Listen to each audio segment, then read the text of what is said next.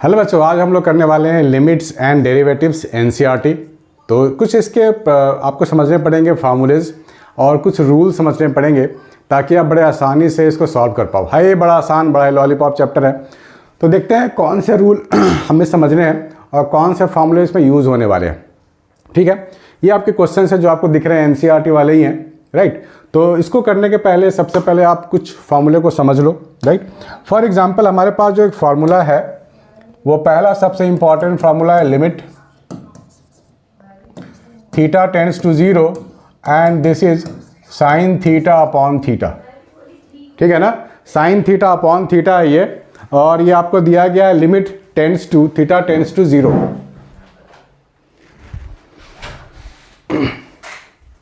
तो इसका जो फार्मूला होता है बेसिकली वो 1 होता है। ठीक है ना। लिमिट में क्या है, लिमिट में क्या है कि थीटा टेंड्स टू 0। इसका क्या मतलब है, इसका मतलब है जो एंगल है वो बहुत ही छोटी वैल्यू होगी, वो बिल्कुल 0 की तरह बिहेव करेगा। अप्रोचिंग टू 0 है, अप्रोचिंग टू बहुत छोटी वैल्यू है। तो साइन थीटा की वैल्यू जब बहुत छोटी हो जाए तो हम लोग उसको थीटा ही तो लिखते हैं। ठीक है ना। साइन थीटा अगर बहुत छोटी वैल्यू हो जाए, साइन थीटा बहुत छोटी वैल्यू हो जाए तो हम लोग साइन थीटा को थीटा ही लिखते हैं। तो थीटा बाई थीटा आपको 1 मिल जाता है। ठीक है। इसको प्रूफ करने के और भी तरीके हैं। साइन का एक्सपेंशन सीरीज भी होता है, लॉग का साइन हो गया एक्सपोनेंशियल फंक्शन, लेकिन आपको उसके अंदर नहीं जाना है। आपको सिर्फ फार्मूले को समझ लेना है और इस फार्मूले को अप्लाई करनी है। और जो बच्चे जेईई मेंस या एडवांस के लिए अप्लाई कर रहे हैं उनके मैंने अलग से इसके लिए बहुत ही लिमिट्स के वीडियोज़ बना रखे हैं जिसमें कि एक्सपेंशन सीरीज आपको समझना है जो कि अदर लेवल ऑफ मैथमेटिक्स है। तो फिलहाल आप इस फार्मूले को समझ लेते हो तो आपका काम हो जाएगा। Limit theta tends to 0 sine theta upon theta, इस फार्मूले को आप सेट कर लो दिमाग में। यहाँ पर ये पावर भी हो सकता है। अगर मैं लिखता हूँ suppose limit theta tends to 0 और ये है साइन थीटा अपॉन थीटा, इसके ऊपर कोई पावर भी है n, तो कोई फर्क नहीं पड़ता, इसकी वैल्यू सेम होगी, 1 का 1 ही रहेगा। ठीक है बच्चों, फार्मूले नोट कर लो पहले आप लोग। Limit x tends to a है, x पे पावर n माइनस a पे power n upon x minus a। अगर ऐसा कुछ फार्मूला आपको मिलता है, इस सेटअप में आपको अगर लिमिट मिलता है तो आप लिखोगे n माइनस 1। ठीक है। हम लोग एक एक करके सारे फार्मूले को समझेंगे, उसको एप्लीकेशन भी देखेंगे कैसे कैसे अप्लाई हो रहे हैं। तो ये आपको मिल गया फार्मूला। ठीक है, इस चीज़ को आपको ध्यान में रखना है। तो बेसिकली अगर आपको दिया जाए, अगर मान लो मैं क्वेश्चन की बात करूं, क्वेश्चन 1 की बात करूं कि आपको दिया गया है लिमिट x टेंड्स टू 0 और ये साइन ax है और नीचे x है, ऐसा कोई क्वेश्चन दिया गया हो और आपको बोला गया है चलिए लिमिट, इस पूरे लिमिट की वैल्यू फाइंड कीजिए, राइट। तो यहाँ पर क्या है, फार्मूले को अगर आप अप्लाई करना चाहते हो तो ये दोनों एंगल सेम होने चाहिए। जो साइन के पास एंगल है, जो डिनोमिनेटर में एंगल है ना, ये बिल्कुल सेम होने चाहिए, तभी ये फार्मूला एप्लीकेबल है, अदरवाइज एप्लीकेबल नहीं है। ठीक है ना। तो यहाँ पर क्या है कि ax है लेकिन यहाँ पर x है। तो अगर फार्मूला को अगर आपको लगाना है तो आप यहाँ पे a खुद से लगाना पड़ेगा और बाहर में आपको मल्टीप्लाई भी करना पड़ेगा a बाई a। ठीक है ना। अब देखो, अब इस फार्मूले में आप क्या है, साइन थीटा अपॉन थीटा वाले फॉर्म में आ गया ना, आ गया। ये तो x टेंड्स टू 0 है, तो ये पूरे लिमिट की वैल्यू कितनी हो जाएगी, 1 इंटू a, 1 इंटू a यानी कि a, this is the answer. ये इस पूरे लिमिट। ठीक है ना। अब लिमिट का क्या मतलब है, बच्चे पूछते हैं सर ये लिमिट का क्या मतलब है। तो लिमिट का मतलब ये है कि ये जो फंक्शन है आपको कितनी वैल्यू दे सकता है बाय पुटिंग दीज वैल्यूज, वो उसकी लिमिट है। कितनी वैल्यू वो दे सकता है, आउटपुट, कितना आउटपुट वो दे सकता है, वो उसकी लिमिट है। मैं कितने घंटे पढ़ा सकता हूँ, ये मेरी लिमिट है। आप कितने घंटे पढ़ सकते हो, ये आपकी लिमिट है, राइट। तो ऑन पुटिंग दीज वैल्यूज ये मुझे क्या देता है output, that is the limit. चलो कुछ क्वेश्चंस और करके देख लेते हैं। यही फार्मूला अगर मैं tan वाले के लिए भी लगाऊं तो tan थीटा वाले के लिए भी ये फार्मूला वैलिड है। तो एक फार्मूले में एक और फार्मूला आप लिख लो, limit theta tends to 0 tan theta upon theta, ये भी आपको 1 देगा। ठीक है ना, ये भी आपको 1 देगा। अब बढ़ते हैं थोड़ा सा एनसीईआरटी की तरफ। थोड़ा सा हमें ये ध्यान रखना है कि लिमिट की जो वैल्यूज़, हम लोग ये जो वैल्यूज़ डालते हैं ना, थीटा की वैल्यू या एक्स की वैल्यू, ये वैल्यूज़ डालने पे जो फंक्शन है वो डिफाइंड होनी चाहिए। कैसे डिफाइंड होनी चाहिए इसको समझते हैं। तो पहले ये क्वेश्चन आपको दिया गया है, एनसीईआरटी क्वेश्चंस है 1 2 3 4 5 6। पहले यहाँ से समझ लेते हैं क्वेश्चंस को, तो अब आपके लिए आसान हो जाएगा। पहला क्वेश्चन आपको दिया गया limit x plus 3, limit x plus 3 x tends to 3। अब x प्लस 3 को फर्दर यहाँ कुछ करने के लिए है नहीं आपके पास, आप सिर्फ x की वैल्यूज़ यहाँ डाल सकते हो। कौन सी वैल्यू? x टेंस टू 3 लिखा हुआ है। क्वेश्चन में यहाँ लिख देता हूँ, एक लिमिट x टेंस टू 3 और ये है x प्लस 3, ठीक है ना। यानी कि x की वैल्यू आपको 3 यहाँ पे डाल देनी है, दैट्स इट। तो 3 प्लस 3 आपको x मिल गया, तो इस पूरे लिमिट की वैल्यू हो गई 6। दिस इज द आंसर, ठीक है ना। क्वेश्चन नंबर 2 की अगर मैं बात करूं, x बोल रहा है पाई के बराबर है, लिमिट x टेंस टू पाई है और यहाँ x माइनस 22/7 है, ठीक है। पाई तो खुद होता है 22/7, तो पाई माइनस पाई, x की वैल्यू में पाई डाल दो ना, 22/7 माइनस 22/7, इसका आंसर हो जाएगा 0। ये भी आसान है। थर्ड वाले की तरफ बढ़ो, लिमिट r टेंस टू 1, ये पाई आर स्क्वायर है। थर्ड का क्वेश्चन क्या है? Limit r tends to 1 pi R square. r tends to 1 का मतलब r की जगह 1 डाल दो, तो क्या मिलेगा? पाई इंटू 1 का स्क्वायर पाई, हो गया। दिस इज द आंसर, है ना लॉलीपॉप, है ना आसान। फोर्थ क्वेश्चन करें, फोर्थ वाला करके देखें। x टेंस टू 4 है, ठीक है ना। क्या है? x टेंस टू 4, तो करके देख लेते हैं।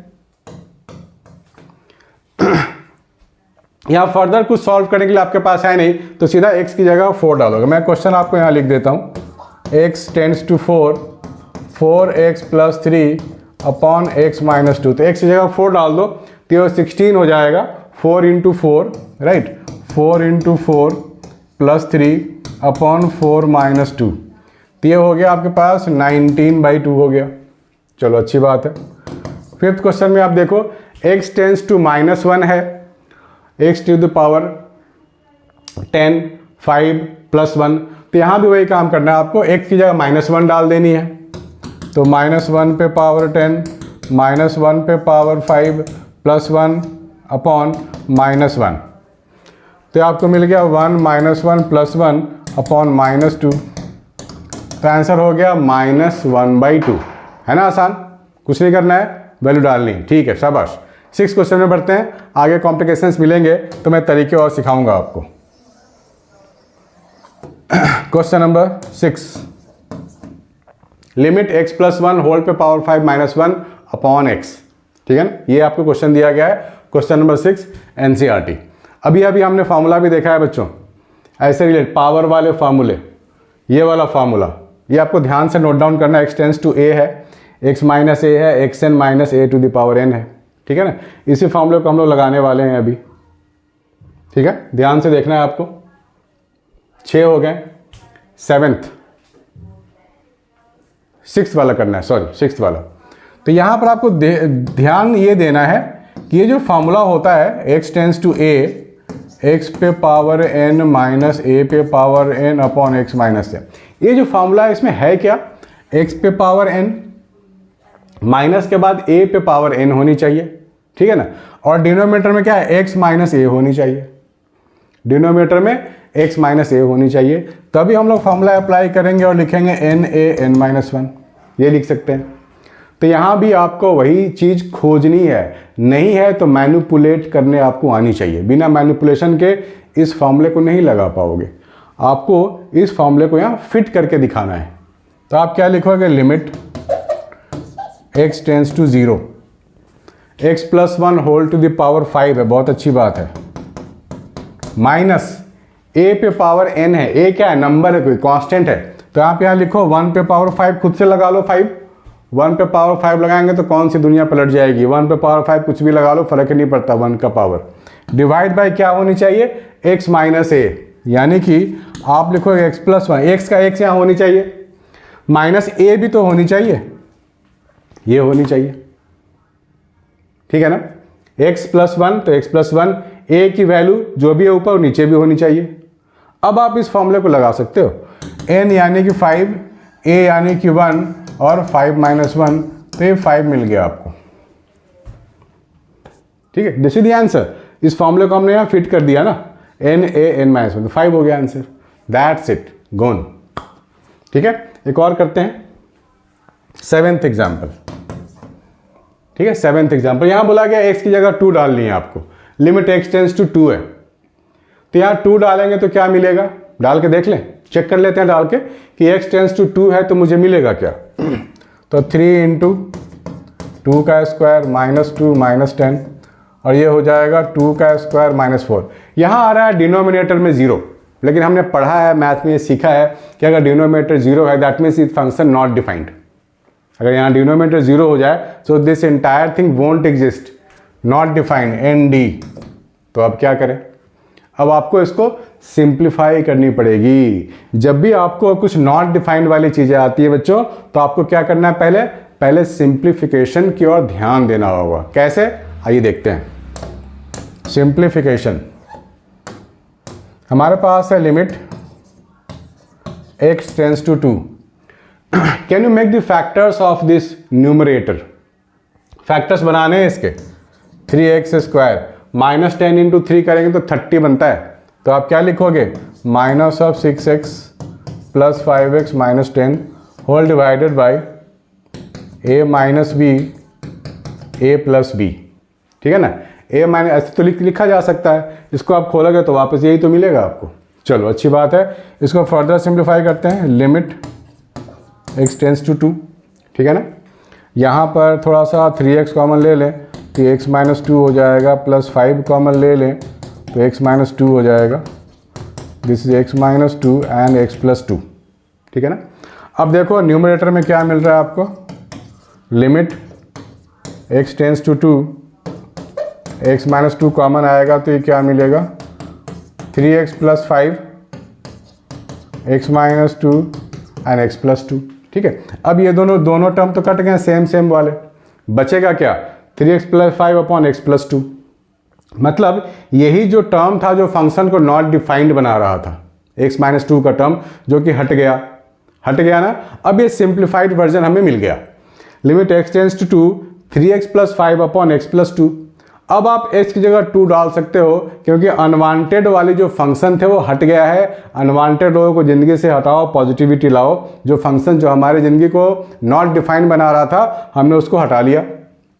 अब यहाँ x की जगह 2 डाल दो, तो 3 इंटू 2 6 प्लस 5 11 बाई 4, 2 प्लस 2 4, ये हो गया आपका आंसर। ठीक है बच्चों, तो ये आपको होमवर्क में दिया गया 8 से लेके 14 तक, एक बार ट्राई करो। नेक्स्ट वीडियो में इसके आगे बनाऊंगा, वीडियो नंबर 2 में। बाय बच्चों।